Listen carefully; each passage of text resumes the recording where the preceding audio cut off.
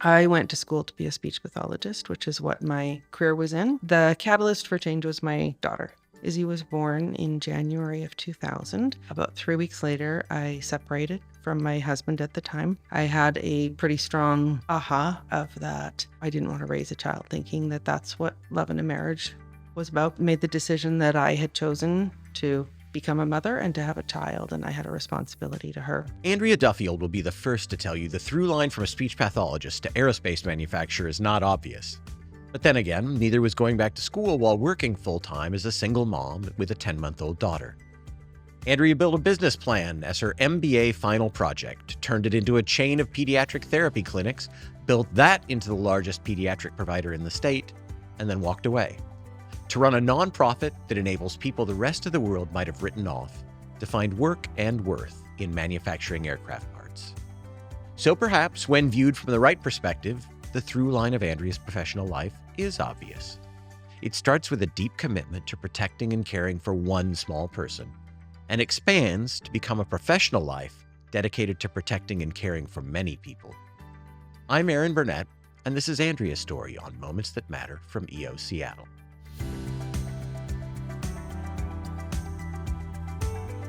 Tell me your story, your entrepreneurial journey. Sure. So by accident, I went to school to be a speech pathologist, which is what my career was in, and I quite enjoyed being a speech pathologist. The catalyst for change was my daughter. Izzy was born in January of 2000, and about 3 weeks later, I separated from my husband at the time.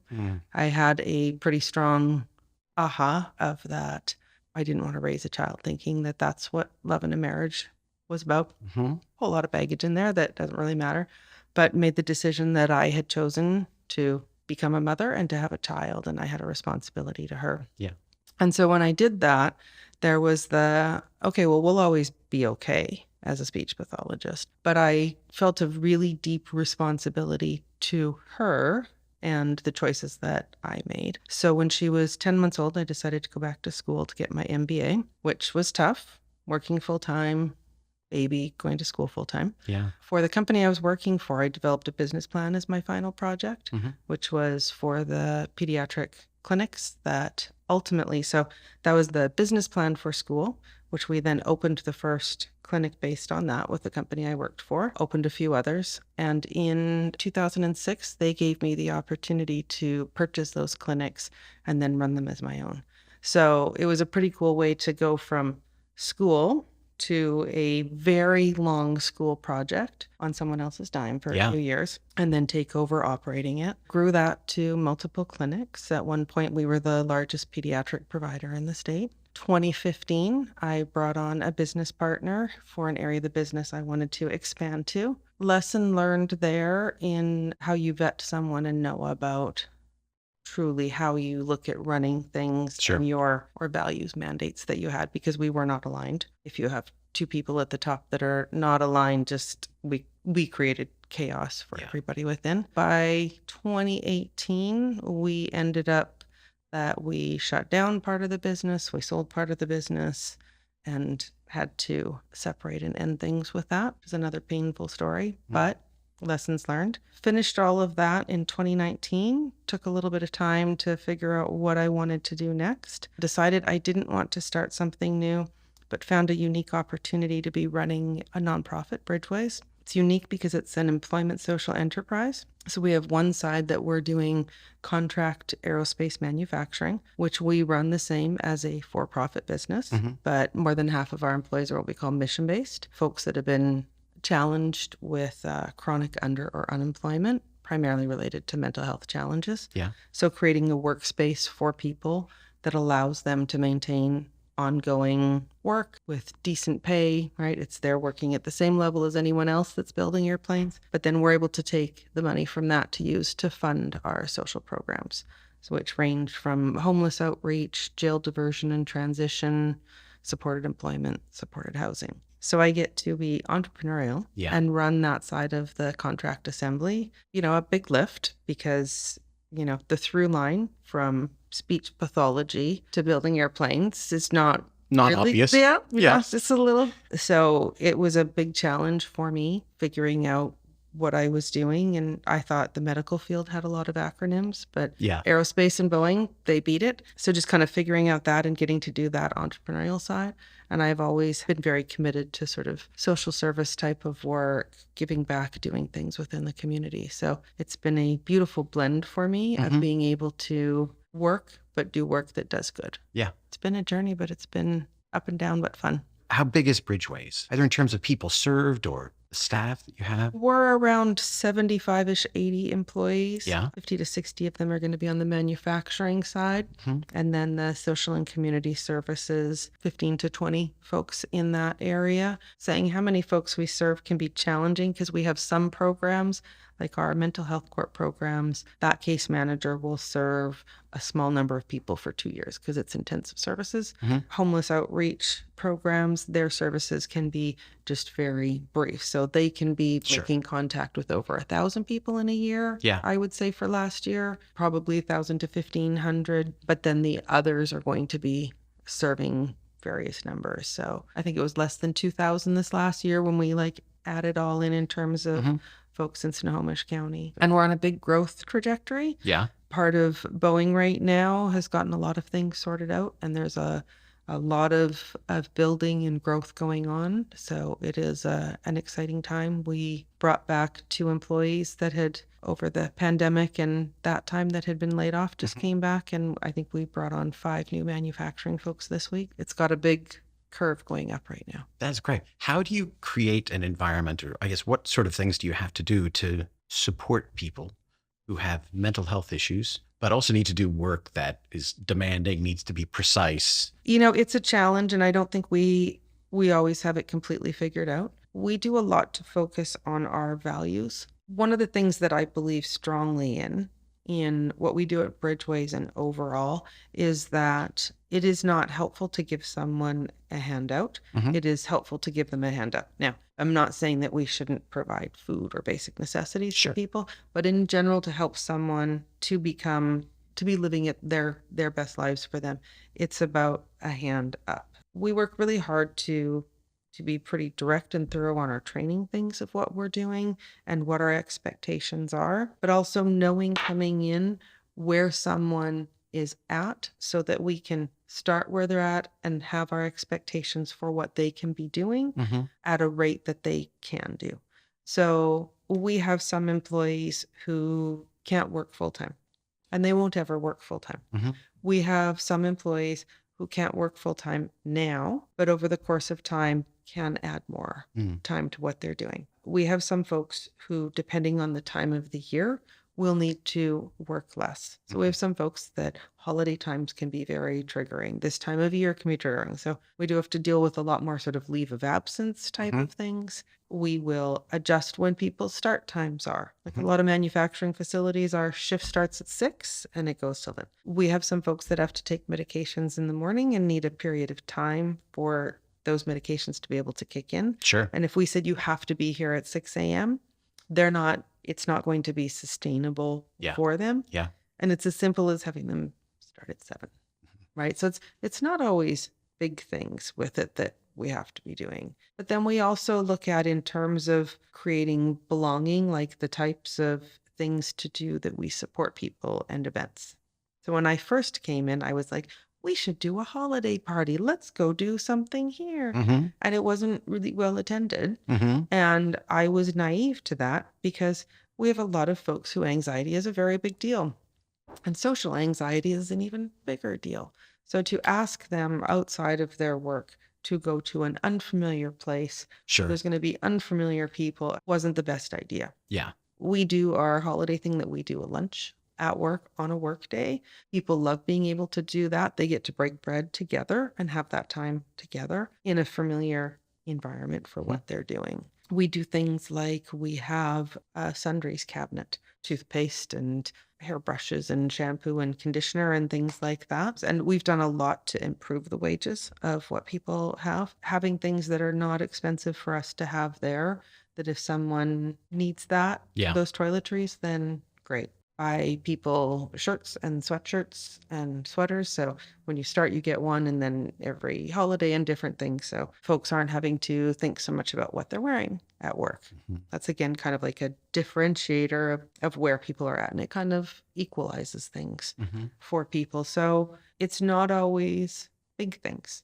It can be little things. I think we've just been talking about in our planning, like, what can we be doing better and more to be supporting people? Because there are some folks that it doesn't work for us. And so we want to kind of case study it as a leadership team and say, like, what was the miss for us there? What was the work environment like for someone? Were they triggered by noise or space, or who they were working around? Like, can we look at changes like that? It takes some introspection and looking at, like, people will say, well, it's just common sense. And it's like, but it's actually not.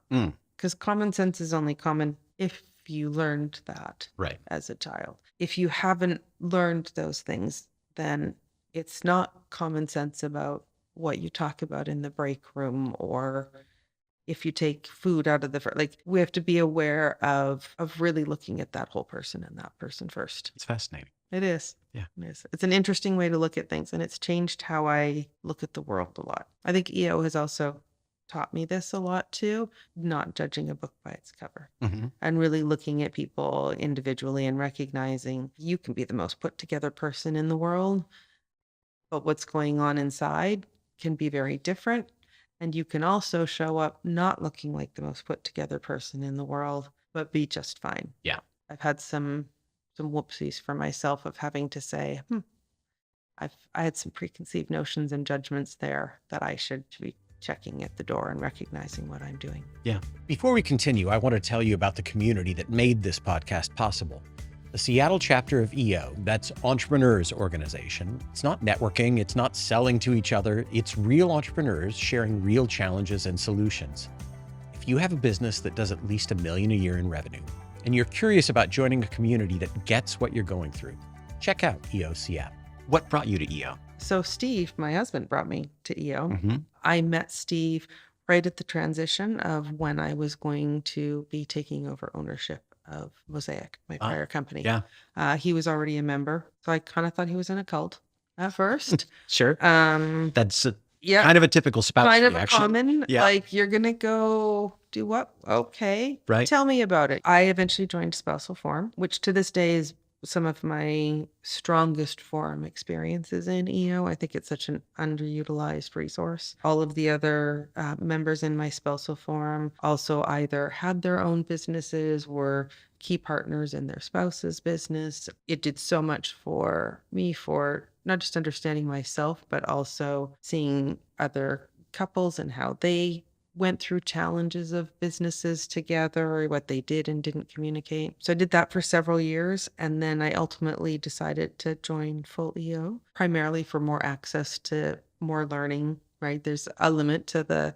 what spouses can be a part of, and I wanted more. And it has continued to deliver for me, obviously, because it's been 10 plus years at this point, 12 plus. How has EO changed you? It has changed me fundamentally. Really stepping back and not making assumptions or judgments about people. You know, the process in EO of sitting down with a group of people who you have a commonality as an entrepreneur with, but often no other commonalities. Right. That single point that you come together on, spending regular time with them, sharing deeply about yourself and your experiences, and then having people share their own experiences, the way we bare our souls to each other and are able to say, here is the good of what I've done, here's the bad, here's what I'm proud of, here's what I'm not.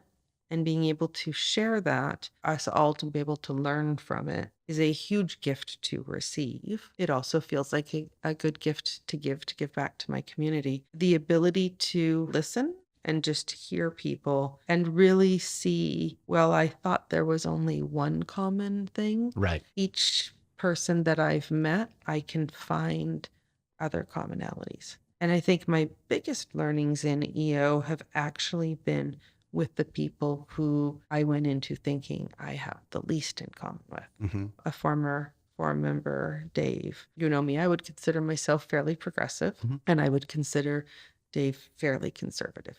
In terms of beliefs on things, we were very far apart. If it hadn't been sitting down in a forum situation, I don't think Dave or I would have ever listened to each other. I would have stayed in my echo chamber and he would have stayed in his. I learned so much more and gained so much greater understanding of his perspective. We were both really able to appreciate each other's views. Now, we'd go to dinner afterwards, and our forum mates would often say, like, the two of you can't sit together. You're going to argue. And we'd be like, yeah, but we love each other. I learned from the people who know and think like me, but I can learn even more for those who don't think like me. You're in not a unique situation, but an unusual situation in that you are married to someone who also is in EO. Yep. How, if at all, does EO show up in your marriage, help, hinder? Oh, I think it's been a key part of our marriage. I think we went into our relationship both very intentional.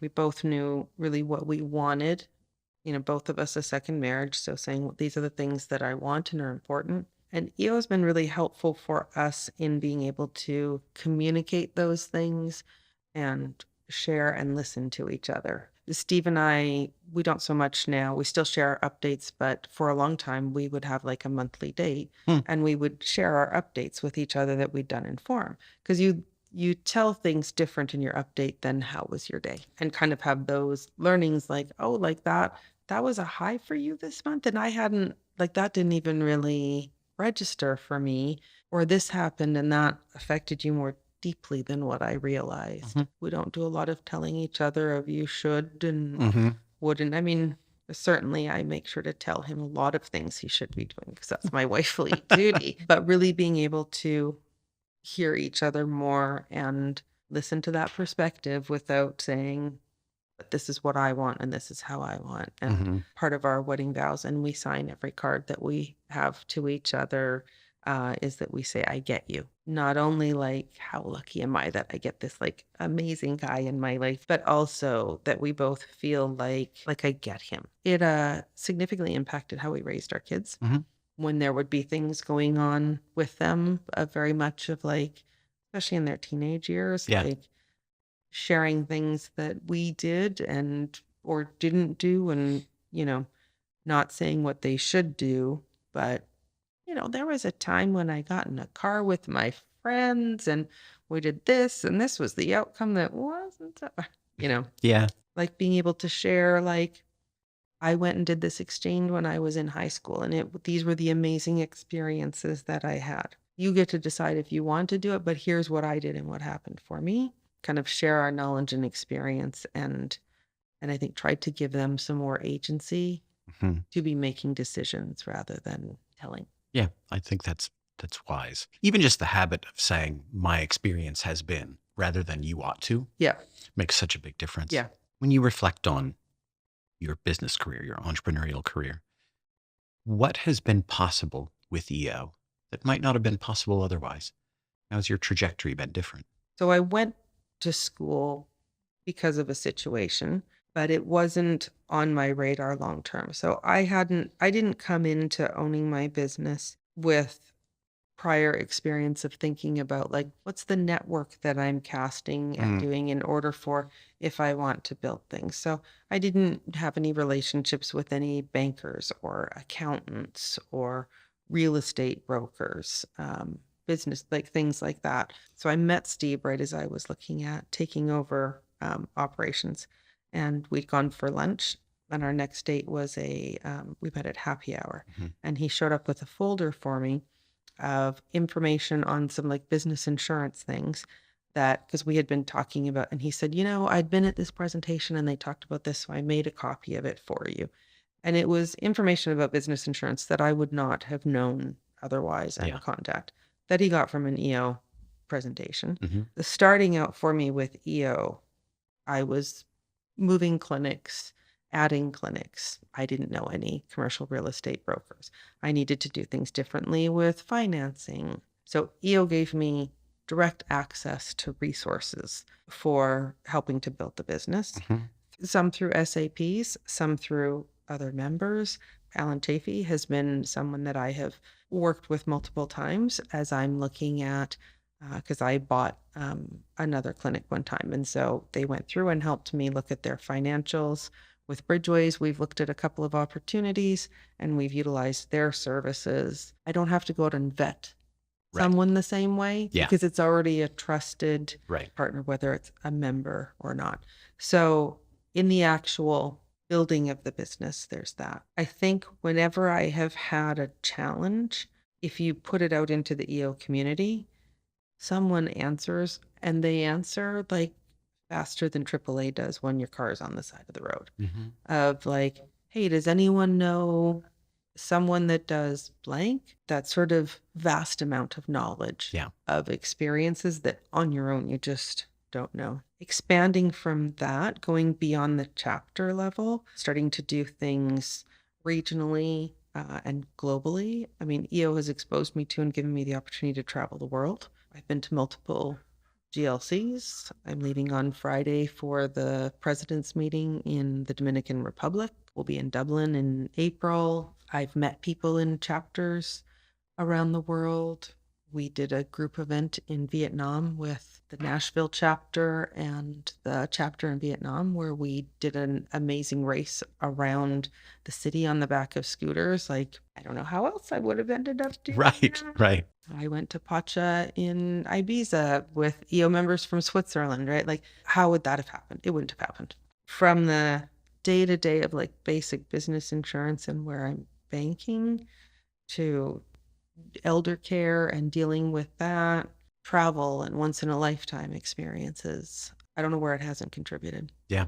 What do you want people to know about you? I deeply and sincerely care about people. Mhm. I like to be a support and a help to people. I get fulfillment out of being Yeah. able to share that. I feel like I'm extremely lucky in the life that I live, and by where we live in the world and the work that we do, like there's so much abundance, and why not try and share whatever we can within that. My intentions and my hopes coming into the presidency is really about continuing to work on creating a sense of belonging for everybody. I talked about like my experience with Dave. Yeah. There are times I think COVID was a driver of a difference in how we connect, and I think our world right now is a big driver of you're either with me or you're against me. You see the world like I do or you don't, and then here are each of the boxes that we're in.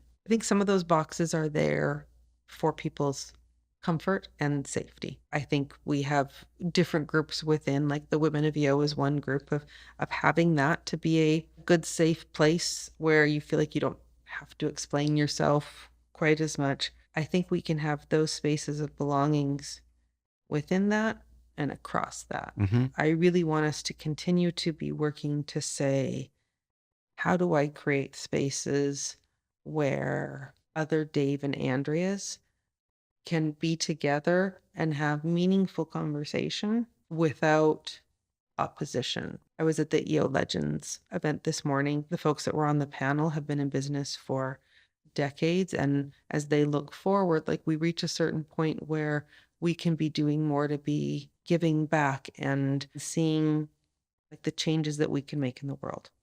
I think entrepreneurs are the key and our kind of size of business of the changes in the world. We fuel innovation. I think we fuel change. And the more that we can bring us together without making us all the same, the better off we all are. Mm-hmm. And we need to look at how do we do that? How do we do it so that someone that is conservative and progressive, new in business, been in business for a long time, younger, older, East Coast, West Coast, like wherever people are from and how do we make it so that there are spaces for everyone to be able to be together and learn and grow from that? Because I think we can. Yeah. As entrepreneurs, we often do things without having an example of it ahead of us. Mm-hmm. We're not doing it because someone else did it before us or someone else thought of it before. We're like, I think I could probably do that. I'm gonna give it a go. Right now, there are a lot of folks who don't have an example of how we can do that, how we can bring people together. So who better than us to show that we can? Right. That we can cross aisles, we can work together, we can find paths and ways that are good for all of us. Yeah, that's a fantastic answer. Thank you. You answered two questions in one. I was going to ask you about your vision for next year as well. Mhm. I think that's Yeah, so it is a lot about belonging. Yeah. And we've been talking about it in terms of today, tomorrow, and the day after tomorrow. Mm-hmm. Today in EO, for us thinking about day-to-day things in business, family, and personal. So what are the learning opportunities and events that we have for people dealing with payroll, HR issues? But then what are we looking at for tomorrow? What are we doing to help each other to be thinking about growth, strategy, expansion for what's going to be coming next? And then the day after tomorrow, we dealt with today, we did some planning, and now we've reached some milestone. We've exited, we've sold, we've started something new. What does that look like? What's the next version of us look like? The next opportunity, retirement, volunteering, new business, nonprofit. And so how do we provide opportunities for people in all those different stages across business, personal, and family? Mm-hmm. I kind of look at it as a bit of a matrix and making sure where are we filling each of those boxes in what we're doing. Yeah. I don't know if I have the answer fully, but I'm putting together a board of people around me who I think with that shared idea are like when we started talking about it, like Mark Sims and I have been talking about tenors. That's a lot of folks that are in the day after tomorrow. Mm-hmm. Where's the value there for what we're doing and how do we expand upon that? But then how do we take that and look at those folks that are in the today and bring all of that knowledge back to the today things? Yeah. What can you share about Chapter Retreat? Chapter Retreat is in Kelowna. I think our theme will stick of Welcome to Wonderland. Mm-hmm. We're taking that today, tomorrow, and the day after tomorrow, but looking at it from a perspective of wonder and awe and what are all the things that could be. Brad Montague is going to speak at our first dinner. Yeah. Which is at a beautiful winery over the lake. And then he's doing a session in the morning. Yeah. Our adopted forums, he's helping us with developing what we're going to do in the adopted forums from that. Yeah. And then we'll do the future camp. We're kind of building our content around him. Yeah. We've got some things that we're rinsing and repeating that we know goes well. We've got 2 dinners out. We've got a smaller group dinner, dine around one night, the large group learning, and then we're going to do some smaller group learning. Shrikesh is running that. So taking a little bit of the idea of the breakout sessions that we did, kind of evolving in what's the next level of what we do for that learning today, tomorrow, and the day after, so that there's info on that. There's going to be at least 1, if not 2 options that are community volunteering. So when I went there, we went and worked in a community garden. All of the food that they grow goes to food banks, supporting folks. So physical things, non-physical things, touring the area, wine tasting kind of things, because there's a lot of great wine. Yeah. But we're going to have kickoff at South Fork, which is out by North Bend. Used to be a golf course, and now it's got like a restaurant and eventish center sort of thing, but outdoor thing. So we're actually looking at doing a full day for kickoff. So the morning will be a keynote speaker, Yancey Wright. There are several members that have done retreats with him. He has a retreat center in Puerto Rico, but he's originally from here. And then in the afternoon, there'll be forum time, a bridged forum for updates. And then there will be a sort of adopted forum-ish scavenger hunt with curated things that you're doing related to the keynote, plus some fun giant slingshot, axe throwing, competition things in between.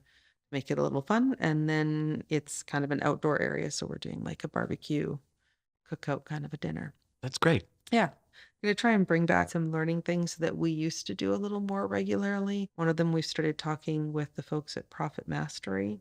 Essentially, you go to the session with your financial reports, with like a profit and loss and balance sheet, And they go through and teach you how to be like, when the banker talks to you about these ratios, what does that mean and how do you calculate that? Sure. And for me, when I did it, it was pretty life-changing of like, oh, balance sheet. Right. Got it. Not just something that I hand to the bank, but has meaningful Yeah. things in there for me, right? Having some things to really look about, and that's sort of a bit of the day-to-day, right, of what we're in now, to try and focus on those different learning things of what we're doing. So who knows what else? That's great. Yeah. It'll be a fantastic year. I hope so. Yeah. I hope so. What have I not asked you that you'd like to talk about? At the beginning, we talked about my daughter and having her and Yeah. that. And when I think about the impacts with EO and what it is, right, that, you know, I had this very life-changing thing of saying, like, I have this child. And so what am I going to do to make sure that I'm raising her in a way and in the world the way that I want to? Yeah. Which meant a lot of sacrifice, right? It was hard to work full-time and go to school full-time and to be a single mom pretty much until Steve came along, till she's 7, 8 years old. She has always been my North Star on things. I actually think about when I make decisions of if I'm going to do something, about what two people will think about it. One is my mother. Mm-hmm. If I tell my mother, this is what I did or I'm going to do, all my life, if it was something that maybe I shouldn't be as proud of, she didn't yell, she didn't say, she would just say, oh, Andrea. And that's when you do the sound of disappointment. Yeah. If Izzy knows what I do, will she be proud of it? Am I being the wife, mother, friend, human being that she will be proud of where she's at? So, and I might get a little teary, but she gave me this for Christmas. So it's broken glass. Oh, yeah. And it came with a note Yeah. to representing the breaking of the glass ceiling for women. So to have her at 25, give me that. She's very thoughtful about gifts. Yeah. But that idea of, and thinking about like EO with it and the impact, right? Of setting what it is of who we want to be and how we want to get there, and the example that we want to be for the next generation, for other women, being able to, like, you can do and accomplish whatever you want. Yeah. Right? You can grow up in a small town in Western Canada and be sitting in Seattle on a crazy sunny day and talking about being the president of the chapter and traveling around the world and making, like, we can do whatever we want to do. And I think that EO has been a big part of my being able to achieve those goals and realize that I can do more than I ever thought I could. I think that's a beautiful and inspiring way to wrap things up. Thank you for talking with me. Yeah, thank you for having me. I appreciate it.